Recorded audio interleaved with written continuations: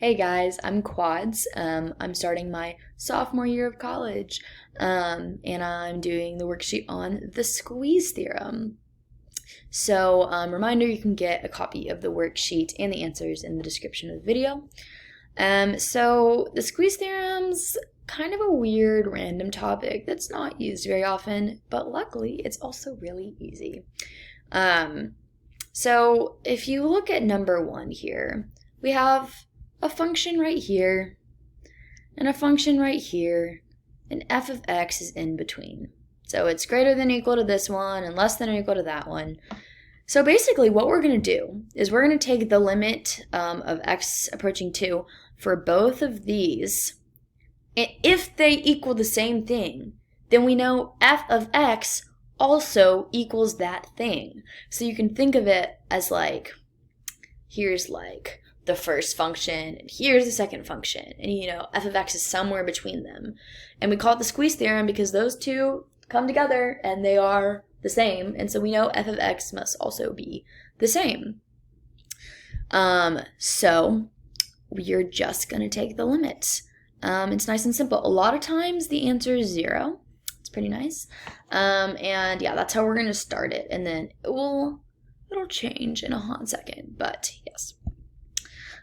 So for this first one, we're just plugging 2 into 3x minus 2, and that gives us 4, or we're taking the limit. I should be more proper in my language. And then we're taking the limit of x approaches 2 of x squared minus x plus 2, and I just wrote it as also equal to 4. Going forward, I'm going to write it as a separate thing. I'm going to ignore this equal. I'm going to write it under it and then write equals for it, because that's how I process it in my brain. I'm like, take the limit of this one, it's 4. Take the limit of the next one. Oh, look, it's also 4. The worksheet's going to have it written like I have it right now, because they're all 3 equal, which is true, but however you like to process it when you're actually doing it, yeah. And so, because I know both sides are 4, if f of x is greater than or equal to 4 and less than or equal to 4, it must just be equal to 4. It's the only way it makes sense on both sides of the equation. So that's our answer. And we're going to do that again. I almost wrote cosine. You can't see it right here. That says cosine under the limit because I wasn't thinking. But the limit of x approaching 0, remember cosine of 0 is 1, so that's 2. And then this other one is also approaching 0. I'm not sure why that's a 2. That's supposed to say 0. Also, this is supposed to say tan x plus 2. So tan of 0 equals 0 plus 2. Not... I just basically switched the 2's here. So this is supposed to be x approaching 0, tan x plus 2. That's why we get 2. Bear with me. And that's why the overall answer, both of them equal 2. So our g of x is also equal to 2. This next one, we have a limit approaching infinity. It's a fraction. And this fraction is same heavy. If you haven't watched the video on x approaching infinity limits, or you just aren't familiar with it, you should watch that video. Very informative. Basically, right, if I'm just going to explain this one, I'm not going to explain the whole thing, but the value of x is the same, the power of x is the same on the top and the bottom. We call that same heavy, and so you just take the fraction or the ratio of the x's for your answer, which is 2x over negative x, so negative 2. 2 over negative 1 is our limit there. And this other side is a limit x approaching infinity of e to the negative x minus 2. And once again, I forgot to write the minus 2. Guys, I'm just really struggling here, apparently. So e to the negative infinity is 1 over e to the infinity which is like 1 over infinity, which is 0, because it's something really small divided by something really big. And then there's supposed to be a minus 2 here. So it's 0 minus 2, and that's how we get negative 2. And so, once again, they happen to equal the same thing. It's crazy. Didn't expect that at all. And the answer is negative 2. In real life, you don't always know. Like, it's on a test, you're not going to have a worksheet that says evaluate with one of these that's like, if it's not the squeeze theorem. That didn't make sense. Guess what I'm trying to say is, since this is a squeeze theorem worksheet, you can be pretty confident that these are all going to be equal to each other. Going forward, this is the part that you're more likely to see or need to use, and it's not quite so obviously the squeeze theorem, but we're going to incorporate the squeeze theorem in. So it says evaluate the following limits using the squeeze theorem. You can kind of see this down here. So this is when you're going to use it without necessarily knowing that you need to use it. The biggest thing to remember is that sine and cosine are always between -1 and 1. Like if you imagine like a sine chart, it forms a little sandwich. You know, sine of anything is between -1 and 1. Cosine of anything is between -1 and 1. That's exactly what we need, that sandwich, because they didn't give it to us this time. And then we can manipulate our sandwich, add all the toppings, to get the whole limit in there. So we're gonna start with just the cosine. So we'll work through that. But the reason this is really important, and this actually applies to all of the squeeze theorem, but when you're using it like this, the reason, you can't just evaluate that limit,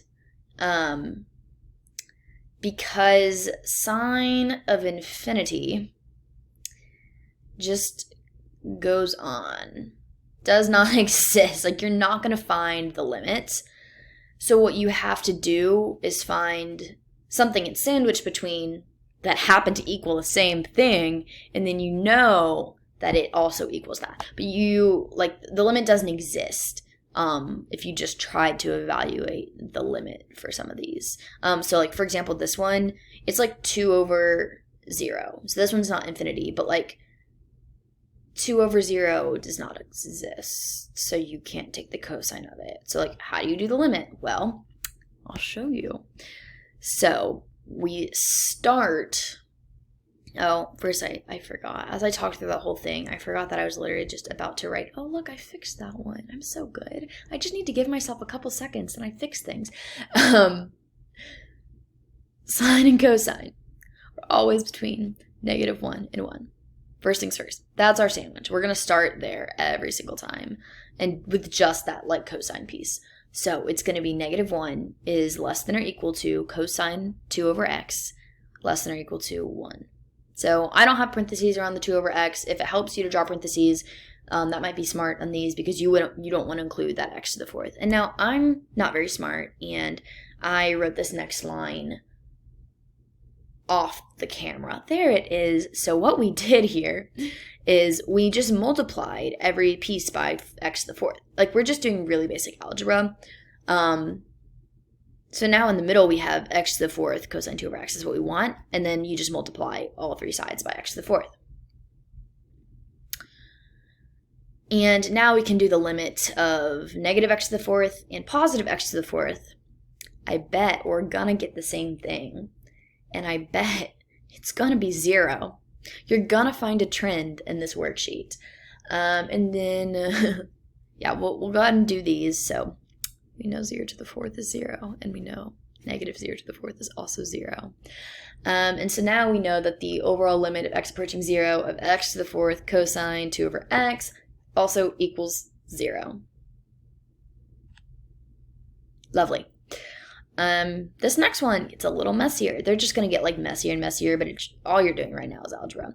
So again, we start -1 is less than or equal to sine of pi over x minus 2. You can imagine the parentheses there, is less than or equal to 1.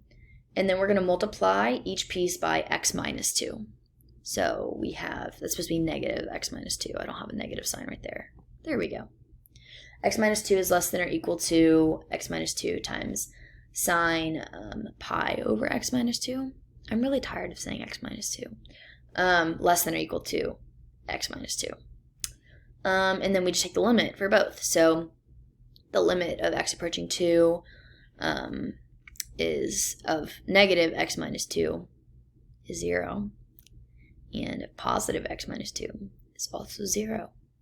And so, big shocker, the limit of x approaching 2 of x minus 2 sine pi over x minus 2 is 0.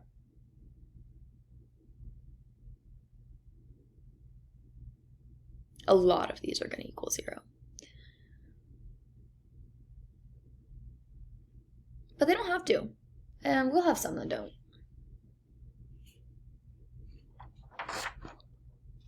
But yeah, this is another instance, like, imagine if we tried to just straight up take the limit, we would plug in 2 and we'd get pi over 0. And that does not exist. We would be like, oh no, what do we do? And that's when you're like, the squeeze theorem. Lovely. Okay, next one.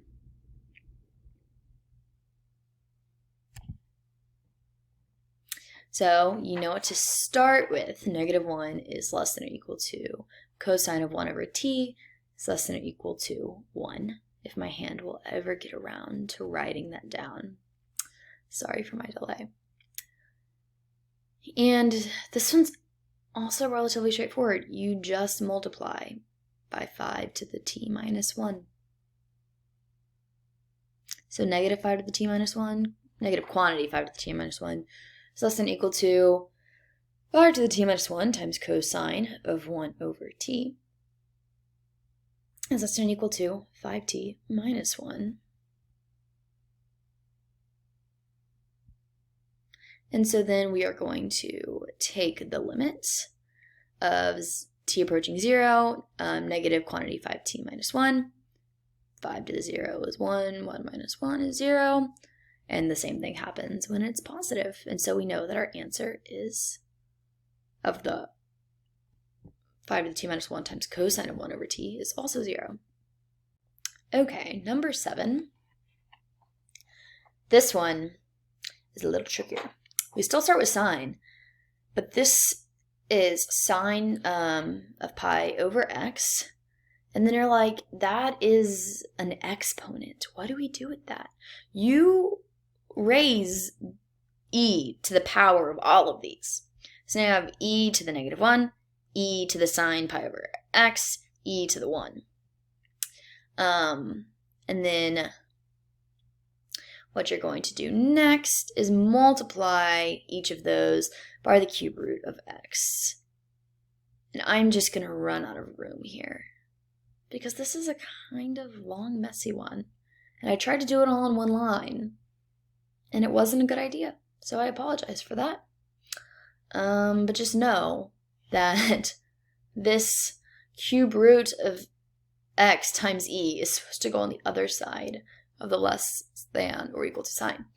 And so you know what to do now. We take the limit of this one, of x approaching 0, of cube root of x times e to the negative 1, and that's 0 times, well, it doesn't matter because it's 0 times e to the negative 1, it's just 0. And the same thing happens when it's just e, because this is still 0. And so, shocker, the limit of x approaching 0 of cube root of x times e to the sine pi over x is 0.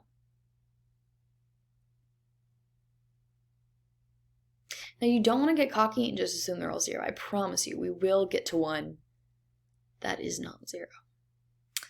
That may or may not be this one. Let's see. Cosine of x. Ooh, this one's tricky. Cosine of x is part of the fraction. In the past, we've had a fraction. It's like cosine of a fraction. This time, the whole thing's in the fraction. So it's just cosine of x. And we just have to do a little more manipulating. First, we add 1. So negative 1 plus 1 is 0. Cosine of x plus 1 is less than or equal to 2. And then we divide them all by x squared.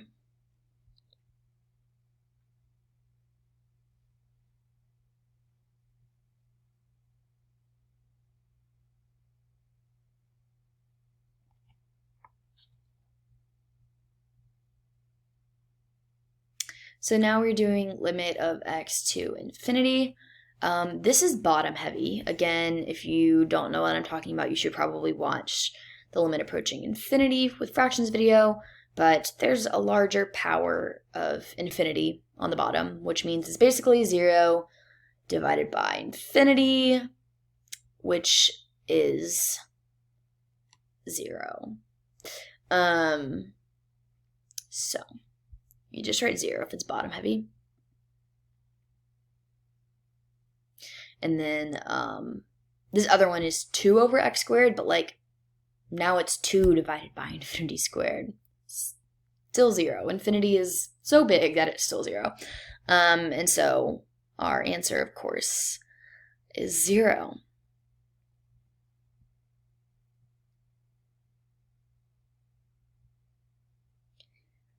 Number 9 is a similar one, except for this time we have to also ignore this 2 at first. So negative 1 is less than or equal to sine x is less than or equal to 1.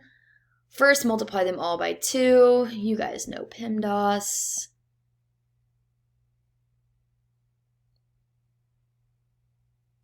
So we have negative 2 is less than or equal to 2 sine x is less than or equal to 2. Then we're going to go ahead and add that x.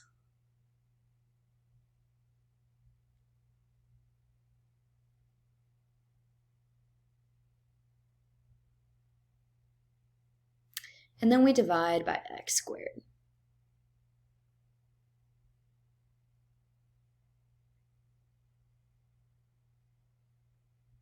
So we have negative 2 plus x divided by x squared is less than or equal to 2 sine x plus x divided by x squared is less than or equal to 2 plus x divided by x squared. So I tried to underline here where I added the x's. So you see, multiply by 2, add the x, divide by x squared. And now we take the limits. So the limit of x approaching infinity of negative 2 plus x over x squared.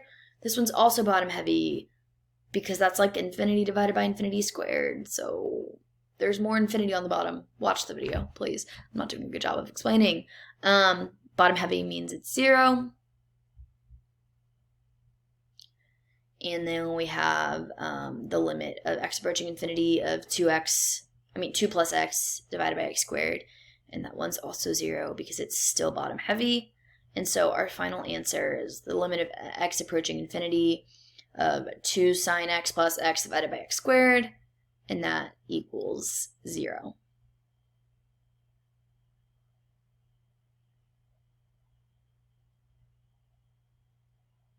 Last one. This is exciting.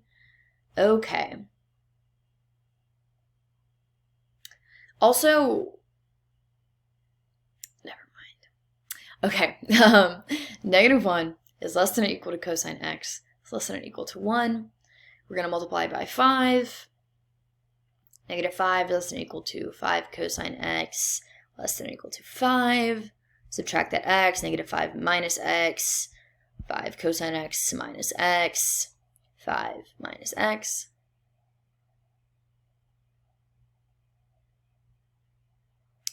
And now we're going to divide by 3x.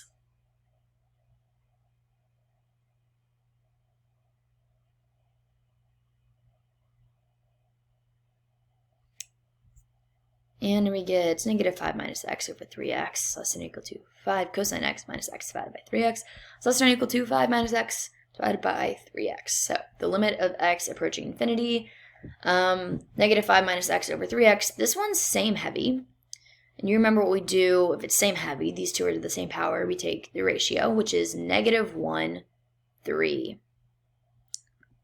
Oh my goodness, the answer is not 0. It's negative 1/3. And the limit of x approaching infinity of 5 minus x over 3x. The ratio is still negative 1/3. So the limit of x approaching infinity, 5 cosine x minus x divided by 3x, isn't 0, but it is in fact negative 1/3. I'm sorry, that might have been confusing if you thought I said it is 0. It is not. It is negative 1/3. I should have just said the answer is negative 1/3. I'm sorry. I was just really excited that it wasn't 0. So that is it for Squeeze Theorem. Remember that a lot of times you're not going to be told use the squeeze theorem, and you're probably going to figure it out very quickly when you try to take the limit and you end up with something that doesn't exist. Probably a fraction with 0 on the bottom or infinity of the sorts. So then you are like, wait a minute, I'm working with sine and cosine, because guess what? All of these on the second page, or on the second part, once it didn't, like, you didn't know the squeeze theorem because of the inequality, they all have sine and cosine. And then you're like, those are always between -1 and 1. So I just isolate the sine and cosine, sandwich it, and then do some very simple algebra and take some hopefully very simple limits. And I'm probably going to get 0, but I might get -1/3. This lesson in a nutshell. I hope you found this helpful. If you did, like and subscribe. We've got a ton of other math videos for you to watch. In particular, the fractions with limits approaching infinity. You're probably really sick of me saying that, and you guys might already know how to do them, so sorry. But yes, remember also, if you have questions, you can leave them in the comments. And we also have a Discord server if you have any questions about other calculus or like ACT prep, things of the sort. I hope you have a wonderful day. I hope you love Squeeze Theorem as much as I do. And I hope this was helpful. Bye.